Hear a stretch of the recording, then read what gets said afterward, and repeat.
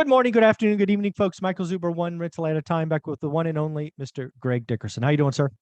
Doing great, Michael. Good to see you. Something I would love to ask you about, because of all of my experts and millionaires that come back every week, you are the only one that really built homes, both luxury and starter homes in your career.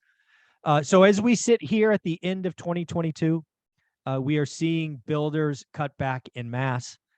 We are seeing supplies of existing homes fall, active inventory. I just wanted to ask you, what would it take to happen either at the government level or the financing level or whatever it is to really get home builders to start building that entry-level housing stock again? Because I think today people would argue it's just not profitable. So what are all the things that may happen to actually get affordable homes, new construction affordable homes built en masse? Any thoughts on that?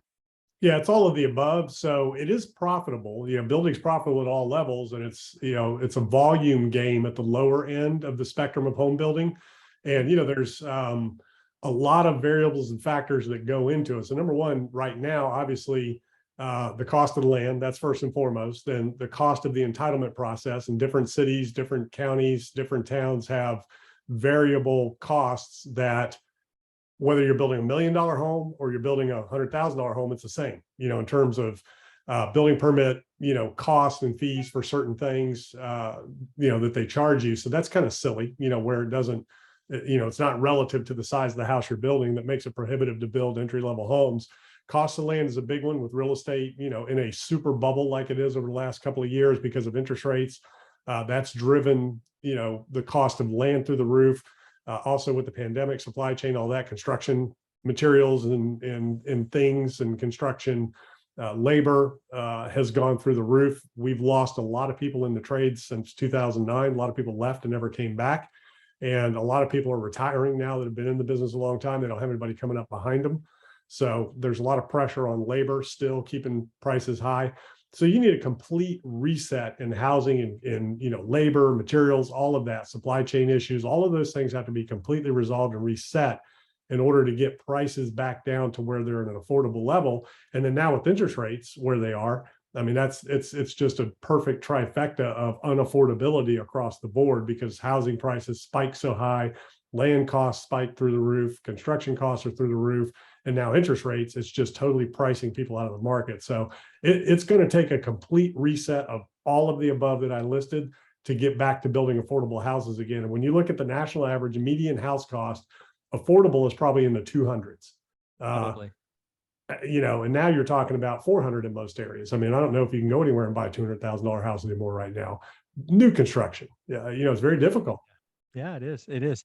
Yeah. The other things that I was thinking about, I just want to put these out there. And again, these are just one crazy guy's ideas who's never built a home, none of that stuff. But when I look at home construction today, I've gone to lots of projects. I bought a lot of houses in my day. They're very stick built, right?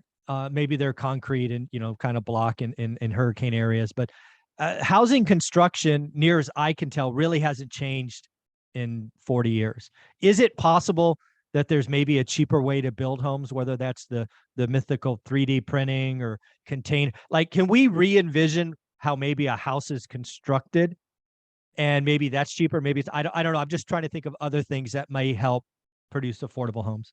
Yeah, so the building industry, residential construction industry, has been experimenting and trying to find solutions forever. Modular housing, systems built homes, prefabricated homes, all types of different things and methods that that are in the process to try to resolve the issue. The latest thing is 3D printed houses, in terms of least environmental impact, most energy efficient, quickest and least expensive, but you're still dealing with a lot of other factors and variables you can't take out of the equation. And at the end of the day, even 3D printed houses are about the same as it costs you for a stick built home. It doesn't save you much money, if any, but it does save time. They're getting them done quicker. A lot of people think modular is cheaper, but at the end of the day, I mean, you got to have it shipped in. You have to have it set on a foundation. You've still got your permits, entitlement, and land costs. You have interest rates. So that might save you some time, but generally doesn't save you much on cost. at the end of the day. So, I mean, unfortunately, we haven't solved that problem yet. And the biggest problem, again, is the entitlement process, permitting, regulatory environment that you're facing to build something new, whether you're hauling something in completely done, site work to prepare the lot, just all those different things, utility connections. And then you have other aspects of it. And, now with interest rates where they are, it's going to be difficult. But, the construction building industry, all across the world has been trying to solve this problem for a long time. So it hasn't been resolved yet. So other things, again, talking about, affordable new homes. I mean, so we talked about the construction element. Sounds like there's lots of people working on it, but nothing yet. Entitlement's been brought up a couple of times. I thought maybe it was at the state level, but again, the federal government can't do much at a state level, right? They can encourage, they could bribe, essentially. Hey, there's this money pile here if you want it. I think they've tried to do things like that. Well, it's not even a state level. It's your local jurisdiction. So it's the county and the city. It's not the state, that sets those things. Every county, every city is different when it comes to building permit process, zoning, all of those different things that make it more expensive to build. I mean, just like you're dealing with for an ADU in San Francisco, and the time that it takes to get things done. Yeah. The other thing you can flip over and you could look at the payment side, right? One of the things that I think might be coming, and maybe it's only for first-time home buyers, right? Because again, a lot of first-time home buyers go FHA 3.5% down, that kind of market. What do you think about, again, for that focused buyer? So not for investors, not for move-up buyers, not for luxury, not for second homes, only first-time home buyers. They do some kind of 40 or 50-year mortgage, or maybe they do, there's other ways that you can get at trying to make it affordable or encouraging. Because again, I think we are at record low on affordability, and it doesn't look like it's going to get any better. But I suspect after midterms election and then Congress is reconstituted next year, it would not shock me if one of the first things they tackle is first-time home buyer stuff. And I'm just trying to think ahead what might be coming.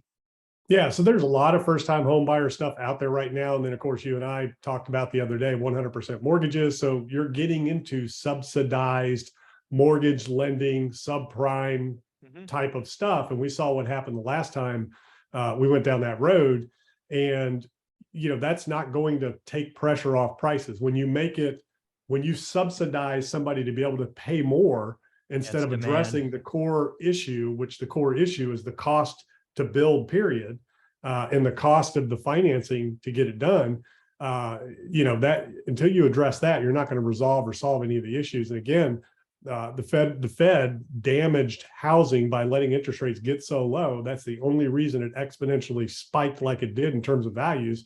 Now, of course, the pandemic, added a little bit to that as well. People leaving areas that were very expensive, going into these less expensive areas, and just, driving prices up a little bit. But without the interest rates at 2.5%, 3%, that, we never would have gotten to the levels that we have seen the last couple of years in terms of price point on houses. So you gotta address the core root issues. I mean, it's like, how do you address gas prices? Give people money to buy more gas at high prices. Well, that's what they're doing in California. That's what they're. Exactly. That's what I'm saying. So when you look at housing, you can't address housing unaffordability by making it more accessible to everybody. That just drives prices up even more. Yeah.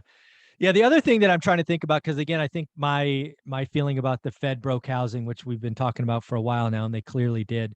One interesting idea would be, because again, I think why first-time homebuyers are hurt so much is because the move-up market is dead, right?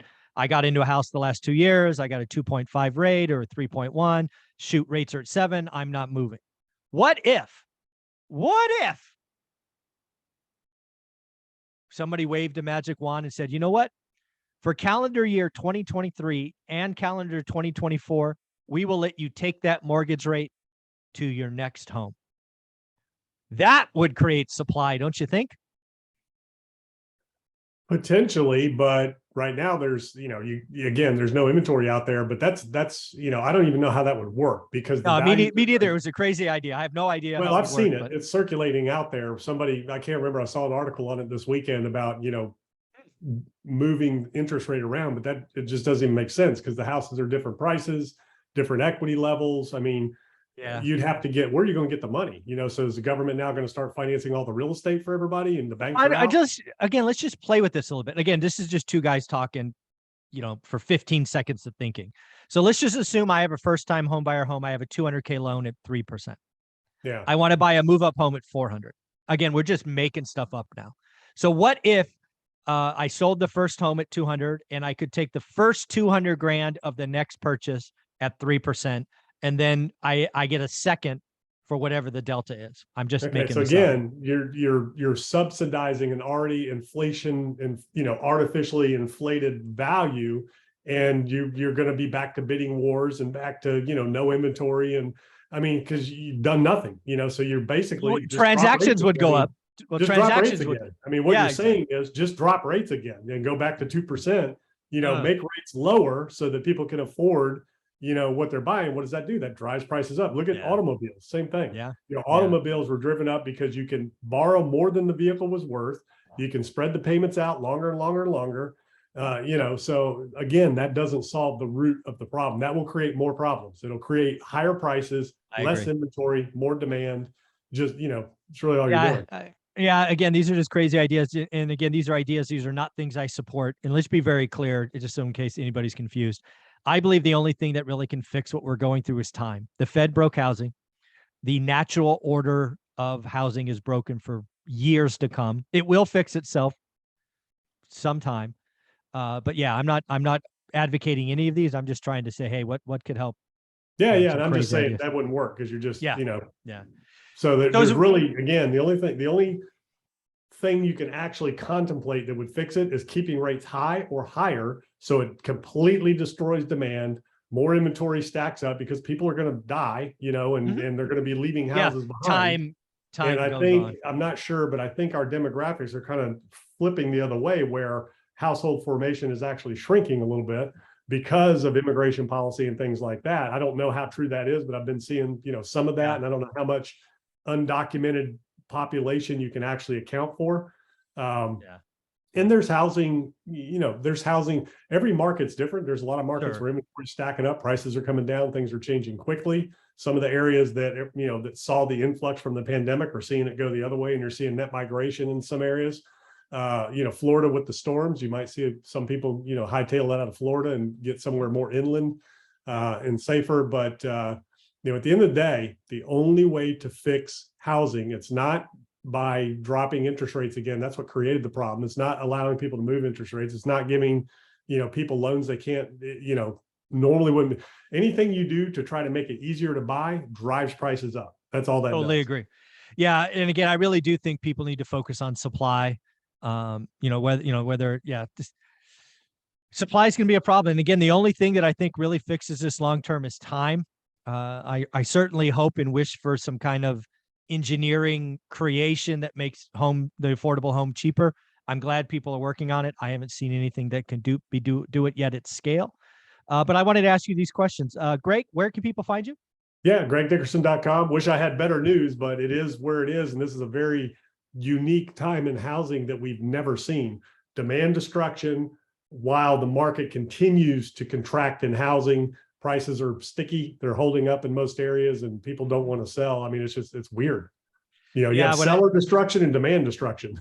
Yeah, it's funny. I actually termed phase 1 was demand destruction, and now we're into phase 2, supply destruction. And again, for me, we got to get to March 15th next year, which is the start of the spring selling season. And then we can see what happens. But the next 6 months are just slow. So, Greg, thank you so much. Yep.